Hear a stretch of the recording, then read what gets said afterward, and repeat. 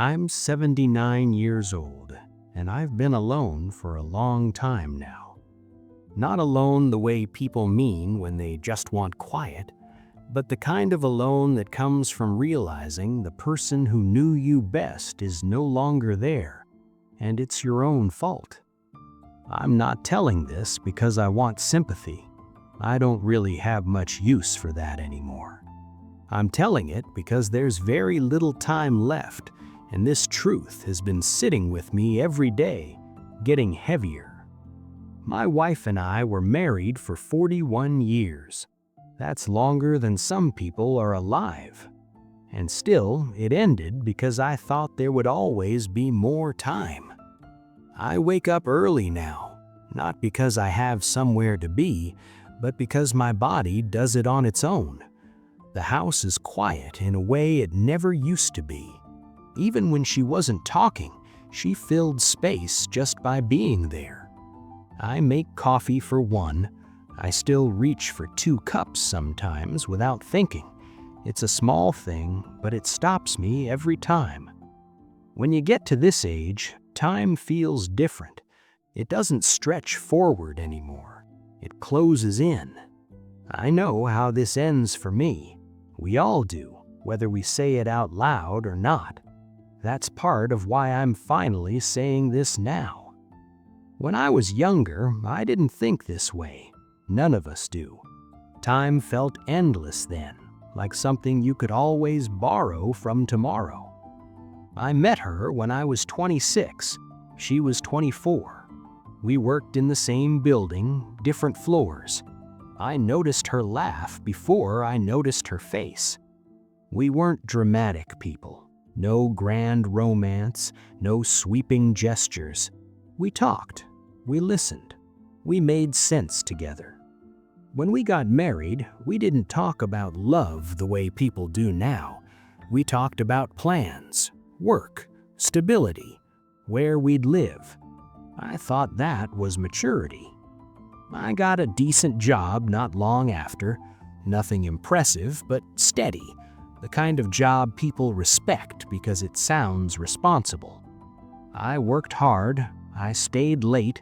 I said yes when I should have said no. And every time I did, I told myself I was doing it for us.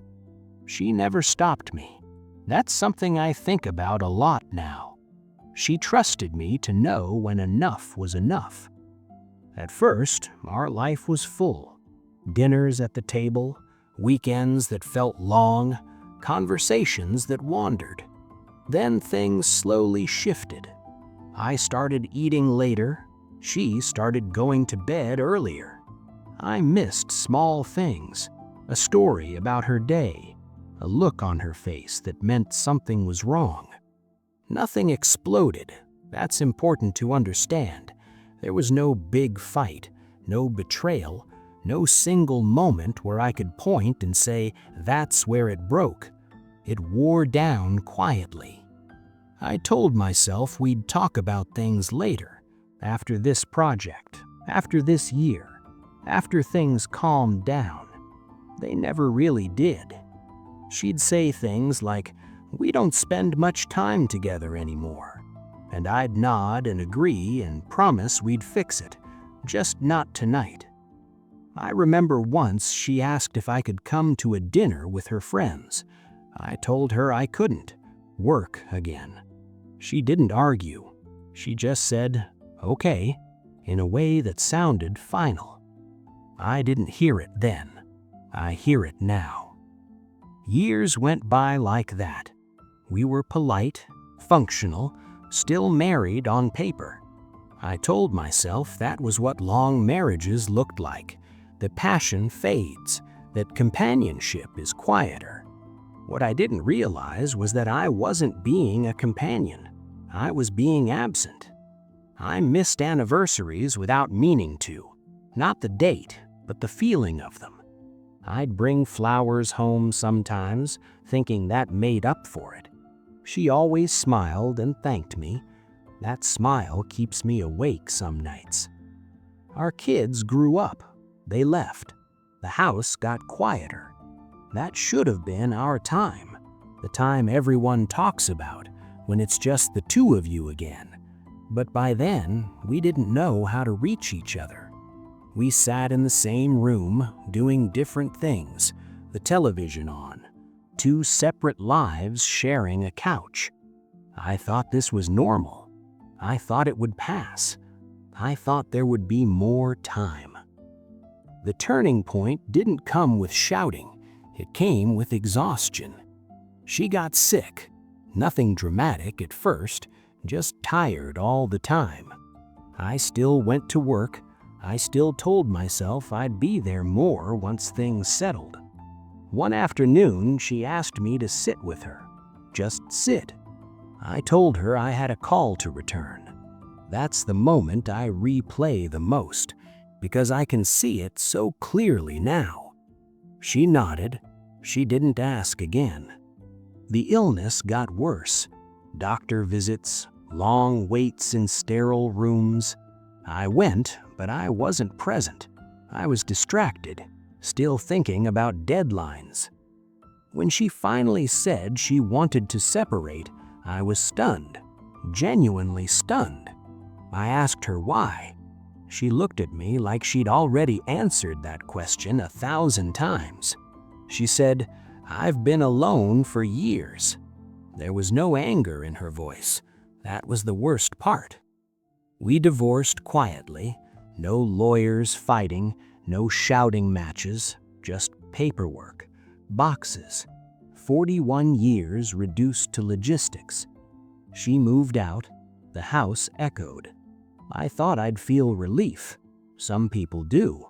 What I felt was confusion, and then slowly, something heavier.